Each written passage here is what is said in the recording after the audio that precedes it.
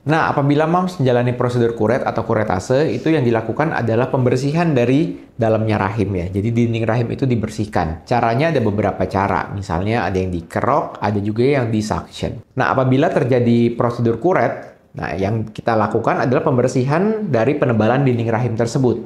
Apabila terjadi kehamilan, dinding rahim yang menebal itu juga akan biasanya ikut menebal seiring dengan proses kehamilan. Nah, bagian itulah yang kita bersihkan.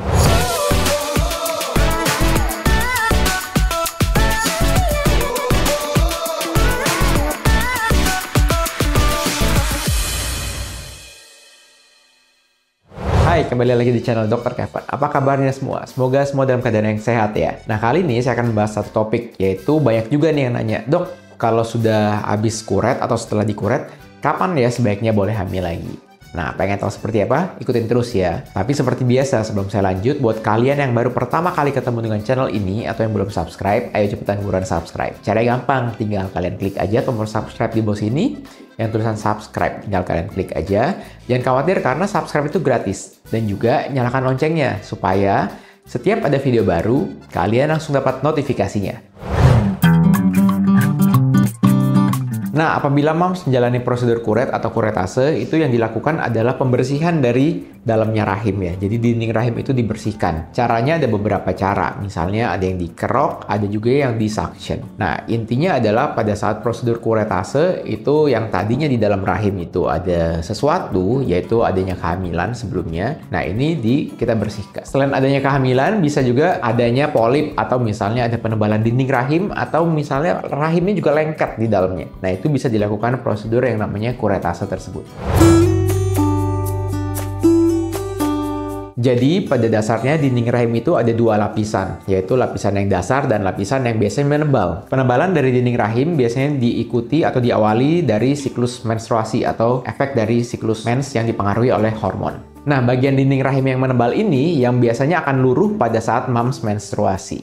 Nah, apabila terjadi prosedur kuret, nah yang kita lakukan adalah pembersihan dari penebalan dinding rahim tersebut. Apabila terjadi kehamilan, dinding rahim yang menebal itu juga akan biasanya ikut menebal seiring dengan proses kehamilan.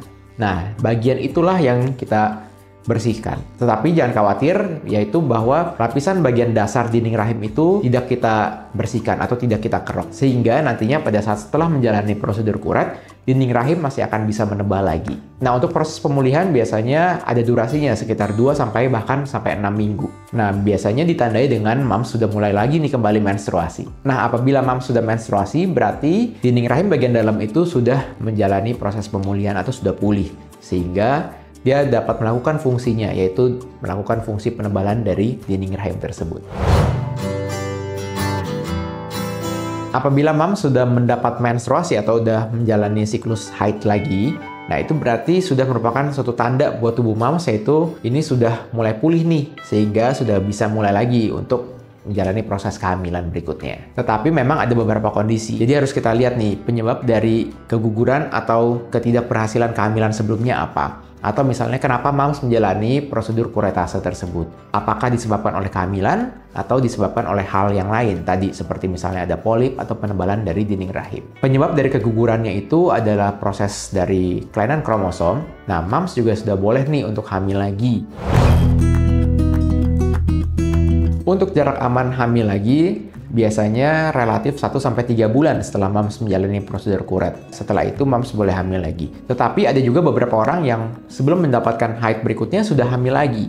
Nah, sebetulnya ini tergantung lagi nih penyebab dari kegagalan kehamilan sebelumnya. Apabila kegagalannya disebabkan oleh infeksi, tentunya kita harus memberikan jarak waktu yaitu sekitar 3 bulan untuk MAMS hamil lagi. Nah, apabila misalnya ada kelainan kromosom, itu MAMS sudah boleh nih untuk mengkonsumsi asam folat supaya nanti pada saat hamil lagi kita mengharapkan kualitas sel telurnya itu sudah baik. Tentu kalau misalnya MAMS disebabkan oleh infeksi, sebaiknya MAMS memberikan jarak untuk kehamilan berikutnya, yaitu 1-3 bulan. Yaitu kita memberikan waktu untuk tubuh MAMS pulih kembali dan untuk menjalani pengobatan tertentu dulu supaya nanti pada saat hamil itu MAMS sudah dalam kondisi yang ideal. Tentunya sebelum MAMS untuk mencoba hamil kembali, tentunya MAMS juga harus memastikan bahwa tubuh MAMS dalam keadaan atau kondisi yang ideal. yaitu moms sudah boleh nih untuk istirahat yang teratur dan makanan-makanan yang bergizi. Dan juga jangan lupa untuk mengkonsumsi multivitamin terutama yang mengandung asam folat. Selain dari kondisi moms, tentu juga kondisi pasangan harus diperhatikan ya. Jadi kondisi pasangan juga harus mulai nih pola hidup yang sehat dan juga boleh minum multivitamin sehingga dapat memperbaiki atau mempengaruhi kualitas spermanya. Oke, sekian dulu konten Dr. Kevin kali ini. Jangan lupa untuk dukung terus channel ini dengan cara klik tombol like, comment, subscribe, serta share video ini ke semua sosial media kamu supaya video ini dapat tersebar luas dan bermanfaat. Saya Dr. Kevin, until tomorrow and stay healthy.